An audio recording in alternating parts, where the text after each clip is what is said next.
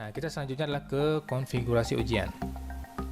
Nah, setelah selesai Bapak Ibu membuat semua soal, mungkin ada 10 soal, 20 soal, ataupun 100 soal.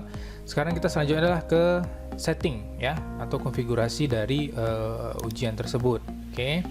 Nah, di sini ada pojok kanan atas itu ada menu setting ya di sini. Nanti bisa diklik, kemudian nanti akan ada beberapa opsi. Nah, di sini ada collect email address. Nah, ini cukup penting ya, karena kita untuk memvalidasi yang mengerjakan soal ini adalah siapa. Tentu kita validasi dengan email mahasiswa. Jadi kita defaultnya ini adalah collect email address-nya tidak di checklist ya. Jadi ini kita klik saja, kita klik, artinya siapa yang mengisi form ini atau ujian ini, emailnya akan tercatat. Oleh karena itu kita bisa pastikan ke mahasiswa bahwa harus login dengan akun masing-masing. Jangan pakai akun teman, nanti ketahuan. Yang ngisi namanya Budi, yang tercatat tercatat di sistem adalah Susi misalnya, seperti itu ya. Nah, jadi kita bisa catat email siapa yang mengisi berdasarkan itu ya. Oke, sebelumnya mungkin seperti ini. Bapak Ibu bisa tambahkan sebelum ujian ini, kita bisa tambahkan di bagian atas itu adalah form yang digunakan untuk, sebentar mana dia? Oke, kita pindahkan ini ke bagian atas. Kita tambahkan untuk memasukkan NIM ya.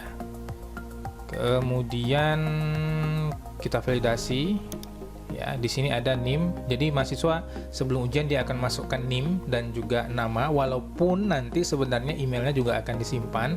Jadi ini adalah validasinya, benar nggak NIM yang dimasukkannya atau nama yang dimasukkannya sesuai dengan akun yang dia gunakan gitu. Jadi kalau misalnya emailnya adalah Susi tapi dia ngetikkan namanya adalah Budi, berarti itu ada titip misalnya, seperti itu. Dia nitip sama temennya gitu ya. Nah, kenapa di materi ini sebelumnya kita mungkin disampaikan akan memberikan materi tentang Kahoot ataupun Quizlet ya.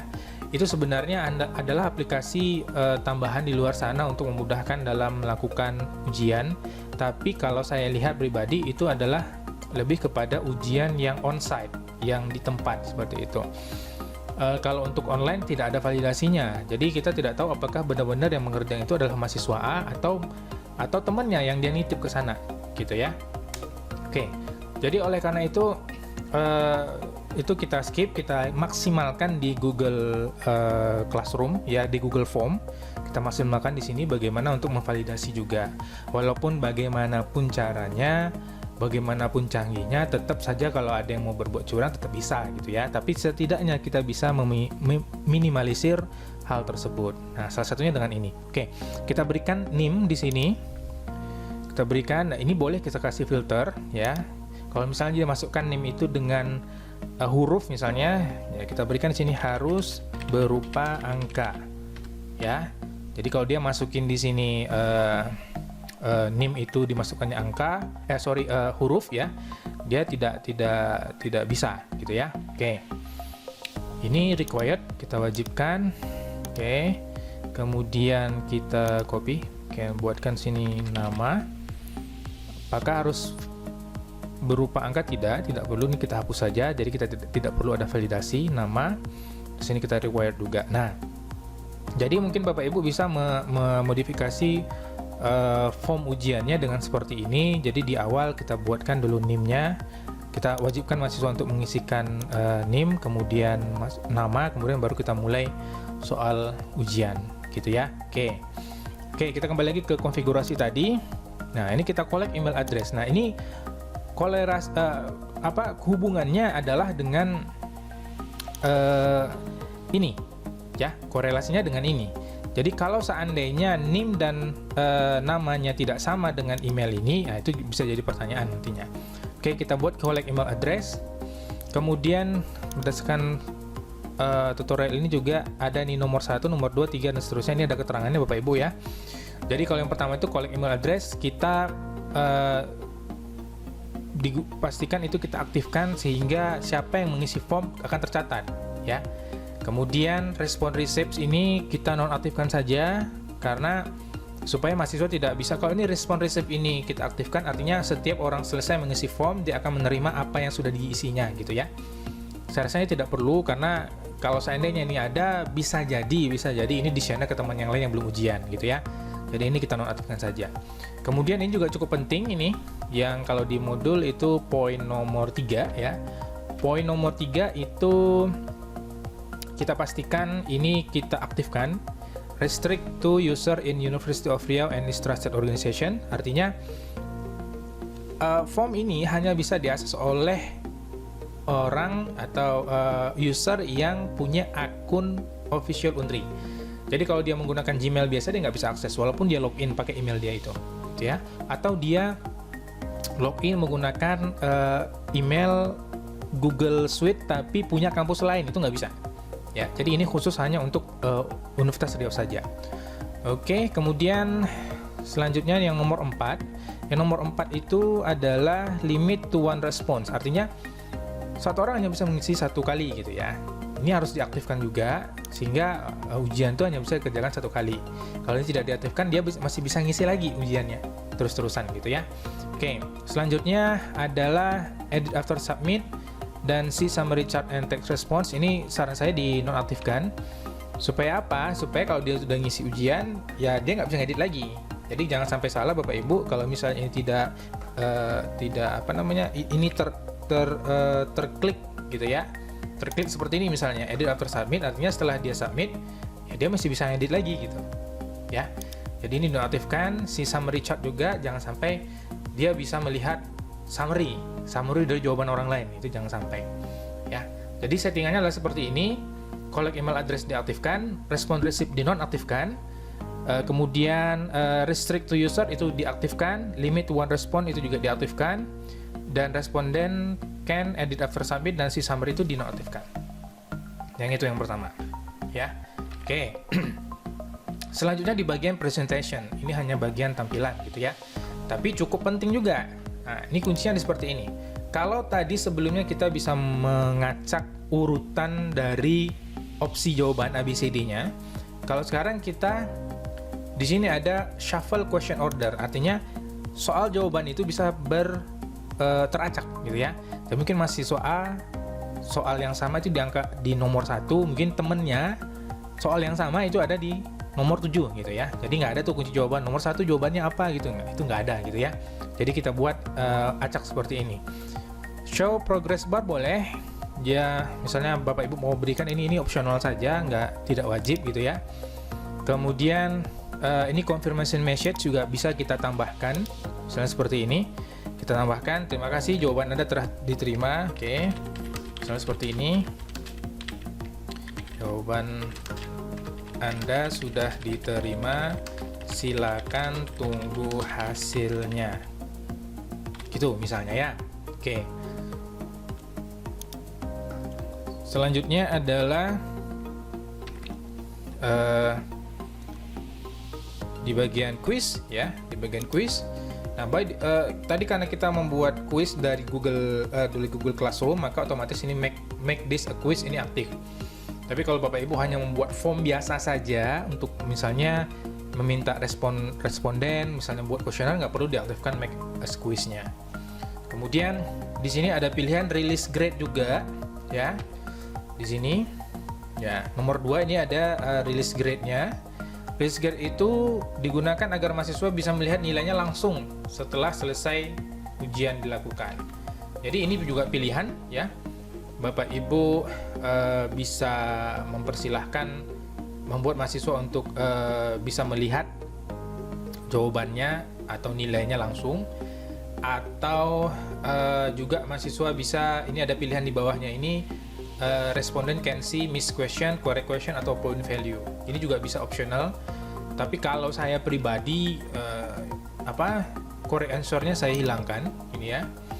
Kemudian point value-nya juga optional lah, ini boleh diaktifkan atau tidak.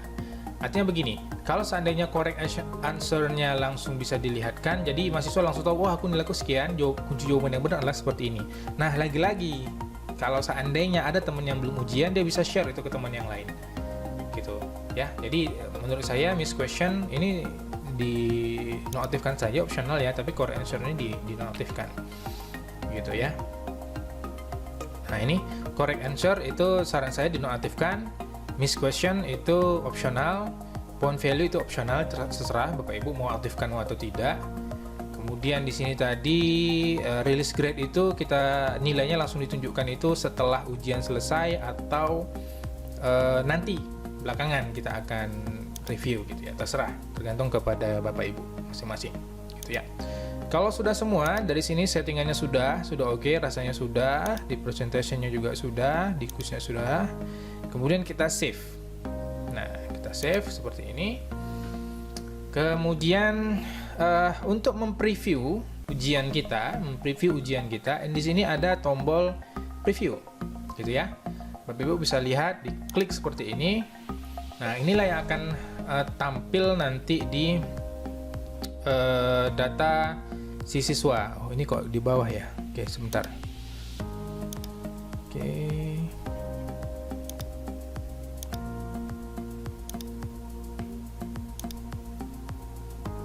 Ini seharusnya di atas, sebentar. Kenapa ini udah kita geser di atas. Oke. Mungkin kita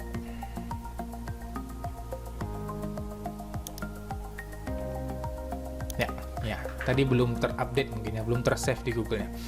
Ya, ini sekarang urutannya sudah benar, dia harus masukkan NIM-nya dulu, kemudian dia masukkan nama, contoh ini tadi ya. Ini kan required ya, saya masukkan angka, huruf misalnya, jadi dia akan kasih info harus berupa angka. Jadi kita masukkan misalnya